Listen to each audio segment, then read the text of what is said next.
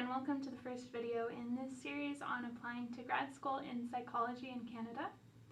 My name is Emily Lacroix and I'm an assistant professor in the psychology department at the University of New Brunswick. I'm also the honors coordinator here, and this video is primarily made for my own undergraduate students, honors and upper year students who are considering psychology grad school, but it's widely applicable to anyone who's interested in psychology grad school in Canada. So I was hired in 2021 and completed my PhD in 2022, and that means that I'm in a pretty unique position of having really recent grad school application experience, as well as having sat on admissions committees. The opinions in this video series are informed by my own interactions with grad students, undergrads, and faculty members, and a lot of them are my own opinions and things that I've learned along the way on both sides of the process. And that being said, some of these are just my own opinions, and there will be conflicting advice on lots of these points. This first video is about deciding if you're going to apply to grad school, when you want to apply, and where to apply.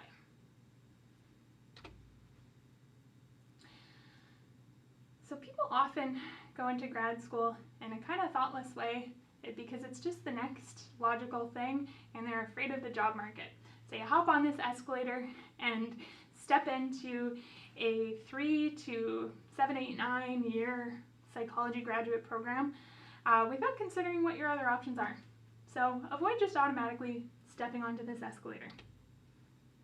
Ask yourself, do I know what grad school entails? Speak to graduate students, learn about the research process, work in a research lab, and get that experience so that you really know what it will look like, and if you actually find it appealing. If it is just about the prestige, especially with clinical psych, right? We know it's the hardest program to get into. Those kind of illusions tend to fade pretty quickly when you're confronted with the realities of graduate school. It's not very glamorous and you're typically quite underpaid. Have you considered alternatives? There are lots of non-academic pathways that people take with a psych undergrad degree, so talk to your career center about what those might be for you. With those caveats being laid out, there are lots of benefits to grad school that you wouldn't get in any other career setting. Knowledge sharing, so getting to do research, analyze your data, and knowing something that no one else in the world knows, and then you get to think about how to communicate and share your findings with the world. That's pretty cool. You might get the chance to attend conferences and give talks abroad, so it can be really exciting. There can be travel involved. You can also do research fellowships at other institutions. So it can be very intellectually stimulating. You'll be learning and actually getting paid to learn, which is very cool. Even though it's not very much, it's still getting paid to learn and build yourself. You could be getting really high quality supervision and mentorship. You could have the opportunity to work in a stimulating research team environment and collaborate with colleagues, mentor other students, and work with other research collaborators who are experts in your field. Project management experience, mentorship experience, and communication and science writing skills are all things that you would build here. And that being said, there are some drawbacks for sure. So work-life balance, these are all potential drawbacks, right? Just because you're doing a graduate program and it's pretty intense doesn't mean you need to give up the things you do outside of school and these other pieces of your identity. In fact, I would say lean into those things, because if you're only in a grad school environment, it's going to be really, really hard to stay balanced. Talk to people and maintain your friendships with people who are not right in that grad school experience. If you're someone who really struggles with perfectionism and setting boundaries for yourself, some programs might be really, really hard for you, and it could be hard to maintain that balance. One of the earliest lessons in a lot of graduate programs is kind of ditching that perfectionist attitude that got you admitted in the first place. People come into graduate school usually having really strong academic records because they were perfectionists, but in graduate classes, that's no longer an adaptive and helpful quality. So it's something you would need to let go of in order to maintain a work-life balance and get by and do work adequately in a way that meets the standards without spending crazy amounts of time, or exorbitant amounts of time rather, on it. Financial uncertainty, as well, a potential drawback. You could be broke.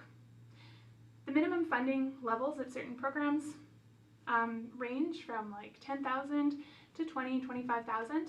Tuition in the first year is often $8,000 or $9,000-ish, give or take, for some accredited programs, and then drops a little bit in your second year. A huge range across institutions, but given the stipend level and your funding, you could have like $10,000 a year to live, which is really not enough, or you could be really well funded. Some graduate students receive external awards up to $50,000, $60,000 a year. If you can't tolerate the uncertainty of not knowing where you're going to be in a given year, that would definitely be a drawback. Your experience will depend on the fit with your supervisor, the lab, your program, and your institution. And if the fit is poor, it can be really hard to change. I had a great experience in grad school, loved my lab environment, supervisor was excellent and really devoted to mentorship, and I had a great experience. And some people find graduate school really soul-sucking, partly because that fit is poor. So thinking about finding the right program and environment for yourself is really important. Taking a gap year or more can have some advantages too. I would suggest applying if you're not sure, or even if you think your application won't be very strong, just to have that experience of applying once and then maybe applying again the next year, because your application will be stronger if you've already done it. Taking a gap year, if you stay connected to psychology, and specifically stay connected to research or academia, can actually strengthen your application. You can gain research experience, strengthen your references, learn more about what it is you're looking for or not looking for, and have access to research opportunities, maybe even contribute to a publication, and that can make your application more competitive. As well, there's a bit of snowballing that happens, so some students who take a gap year or more and then come into grad school with publications, they're more likely to get funding in those early years. If you intend to apply to grad school, make sure you keep that connection with academia or research alive. You can even work in some kind of psychology adjacent field, maybe in a hospital, doing program evaluation or helping with research or testing, for example. But keep that connection alive, and then it can really strengthen your application. Consult with your institution's career and employment center as well, so you can learn about alternative opportunities or jobs that you might not have considered before that are psychology adjacent. Consider other regulated professions as well. These are a few of the regulated professions in New Brunswick that you may not be aware of all of them, and they can actually provide a work environment that would align with your values just as well as grad school in psychology, or even better. So consider these alternatives too. To help you decide if, when, and where to apply, consider as well your own priorities. You might have some ideas already about what's important to you, and I've come up with some other values that you might consider to help with that decision. Research. Have you tried research? Do you like research? Do you want to be conducting studies in a lab and maybe publishing? Clinical practice. Do you want to offer therapy to individuals or groups? Is there a population you want to work with? If clinical practice is really important to you, but research isn't, don't go into a clinical program, because clinical programs balance both equally. Research involves a lot of writing and a lot of statistical analyses. So if you hate either of those things, consider a program that is less research intense than experimental or clinical psych. Teaching. Do you want to teach university courses? Do you want to teach students at a certain level?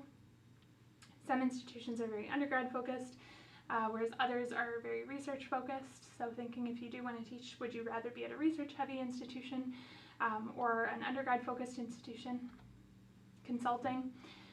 Industrial organizational psychologists work with businesses and organizations to improve hiring, team building, onboarding, etc.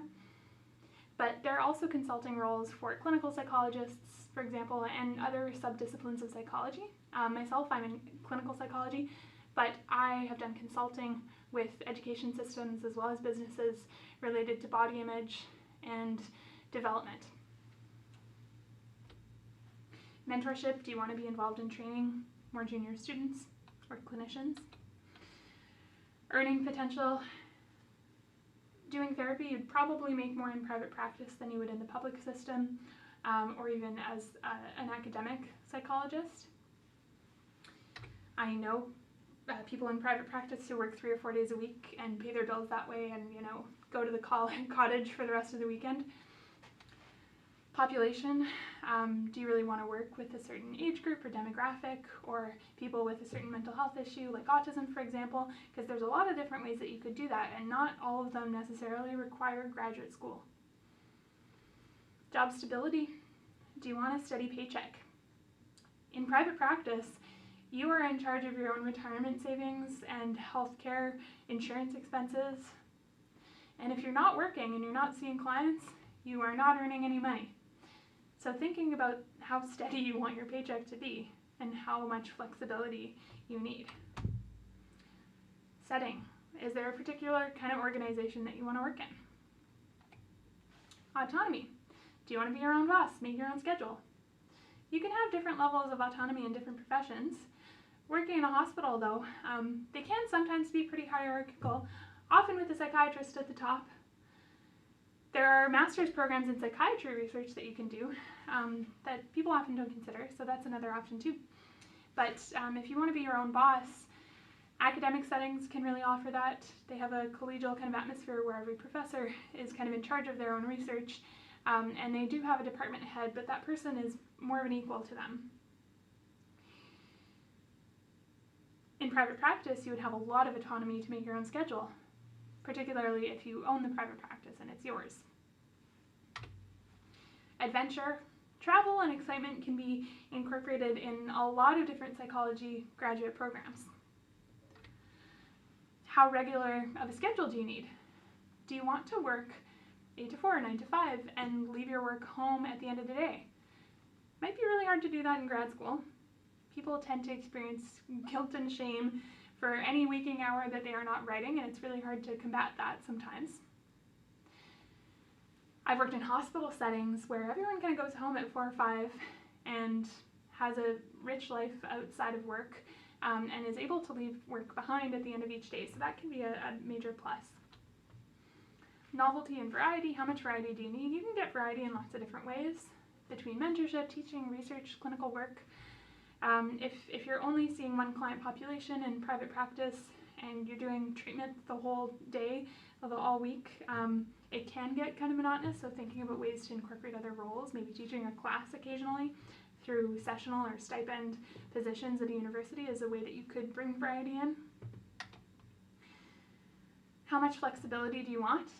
Do you want to be in control of your own schedule and your own work?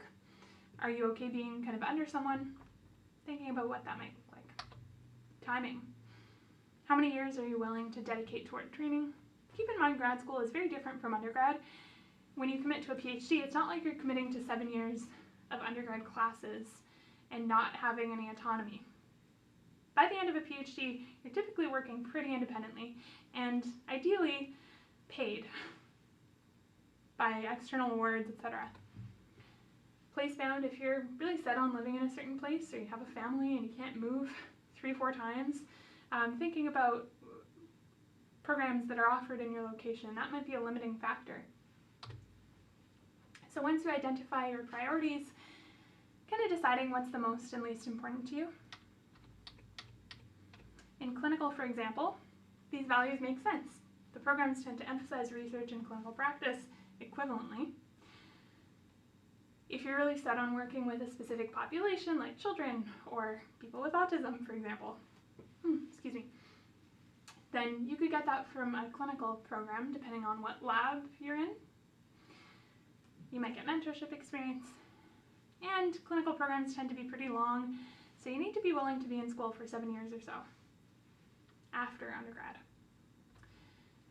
Now, if clinical work is not important to you, but these other factors are, an experimental program in, for example, cognitive or social psychology or even neuroscience could be a really good fit for you. And contrastingly, if you love clinical work but you hate data analysis and writing, actually, academic writing, clinical practice might be a better fit.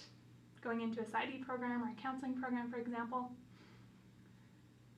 I say if you hate writing, don't go into clinical, but writing is actually a really important piece, not only of writing research articles in an experimental program or a clinical psych program, but clinicians tend to spend a lot of time writing notes about their clients too. So if you really hate writing, also consider that.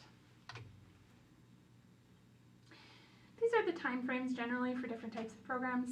Clinical is about 6 to 7 years, sometimes 8, 9 if you end up needing to take a job later in the program, for example. It really doesn't make much of a difference whether it's combined master's and PhD, so these fast-track programs, or programs that include an actual master's thesis, a defense, and then a PhD thesis in defense. Generally, doesn't make a whole lot of difference. Some jurisdictions, like Alberta, do license at the master's level. So if you plan on living in that province, for example, and you want the security of being able to have a master's and potentially get licensed at that level if you decide not to do a full PhD, that could be a benefit. And that being said, if it's called a clinical psych program, most people go right from master's to PhD, and that's an expectation that you continue. So it really doesn't make a world of difference. Experimental psych programs, 2 to 3 years for master's if you decide to do a PhD, about 4 to 7 years. Different disciplines within experimental. IO Psych, industrial organizational, so this is the psychology of the workplace, right? Looking at hiring practices, interviewing, team building, job satisfaction, workplace health, consulting roles. Experimental programs, generally sometimes under that umbrella. 2 to 3 years is what you'd be looking at for master's, or 4 to 7 for PhD. Counseling psychology programs tend to be about 2 to 3 years for a master's and up to 7 for a PhD. They have less of an emphasis on research, but tend to include a research component. PsyD programs, similar deal. You're graduating at the doctoral level. There are accredited programs in Canada, and with a PsyD, you would be doing a bit less research, but still have usually a thesis or some kind of component, just not as intense as what you would expect in experimental or clinical psychology. Marriage and family therapy, if you want to do couples therapy, for example, these programs tend to be a bit shorter and often more flexible. Lastly, school psych or education, if you could see yourself working as a guidance counselor, for example, or working as an special education specialist, one-on-one with kids, you'd be looking at about 3 years for an MED. When you're considering programs, if you're looking at clinical psych or neuropsych, counseling psychology or school psychology, or PsyD programs, look at the list of programs in Canada that are accredited. Here you can look at programs that meet certain standards, and if you do one of those programs, chances are there's a higher chance that you'll pass your registration exams, secure an internship, and get licensed because it meets this standard that's recognized across the country. Also, be wary of some programs. There are predatory institutions out there that will charge exorbitant fees, basically accept anyone and charge upwards of 20 grand for 1 year of the program. Those programs tend to have fewer people actually passing their exams, finding jobs, getting registered later. So be suspicious when you're looking at programs and consider whether they're accredited. Resources. Mitch's grad school advice is a really good resource. If you just Google Mitch's grad school advice, it'll come up. It's a whole document that includes advice on every specific step of the way, from considering clinical programs all the way down to the application process itself and transitioning to a program. This is specific to clinical psychology, so not necessarily applicable for experimental or other types of programs, but a lot of the advice does translate really well. Insider's Guide to Grad Programs in Clinical and Counseling Psych is another really good resource. I used this book, or an earlier edition of it, back in the day when I was applying, and it has a lot of really great kind of pieces of information about the program in an easy to read format where it's easier to compare across programs than when you would individually get information from their websites and try to make sense of it.